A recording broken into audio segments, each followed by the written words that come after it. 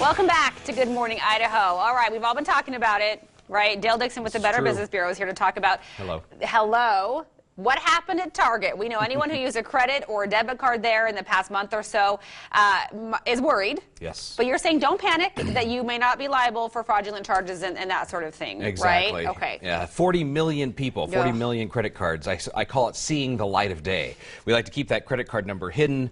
Well, somebody hacked into the system, got a hold of those card numbers, and so now there's a lot of work being done to get those accounts closed up and people's money protected. So closed up. So is that what you're recommending people do if they shop at Target, or what are you recommending to people? At this point, number one, don't panic and realize, in full transparency, we haven't shopped at Target, but last week my bank called saying somehow your number was compromised and we're going to shut your account down. Okay. The key not a call you want to get. Not a call you want to get, but you know what? In this digital age, it's important to know that, number one, the hackers are constantly working, trying to find a weak link in the system that they can infiltrate and get a hold of numbers. I mean, it's just a constant. The rare thing is something like Target, where they actually find success.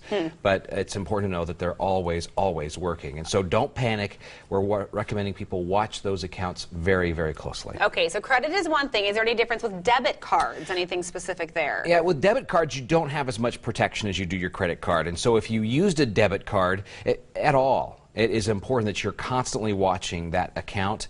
And, you know, I talk to a lot of fraud investigators from banks.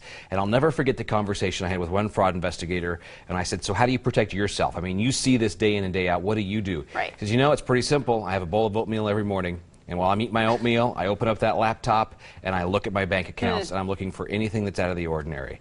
So I thought, well, daily? Daily, yeah, daily. Yeah. So I thought, you know what, if it works for a fraud investigator, it'd probably work for the rest of us as well. Yep, absolutely. So there are concerns, you're saying, though, too, for people who didn't even shop at Target necessarily. Yeah, right? so now what will happen is the bad guys will come in behind after all this news, and they'll send out emails with the Target logo saying that your account may have been compromised. Click here to be sure.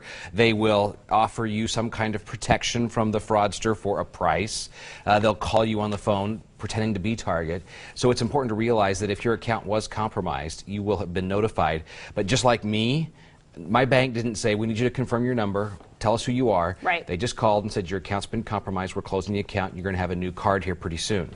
I didn't have to say a word, literally. They just did it for you. They just did it for me. Yeah. So if you get a phone call from somebody saying, hey, it's Target and we need your account to be sure that it's actually you, or they ask for any kind of identifying information, hang up the phone. That is a big heads up. Yeah. All right, so of course, these are the bullet points. Just make sure, and act quickly. That's a good one, too. You need to act right away. Very quickly. If you see something suspicious, exactly. right? Because there's a time limit on some of this stuff. With a debit card, yeah, you've got less than 60 days in order to get things shut down. Okay, great advice, and you'll have all of that at bbb.org.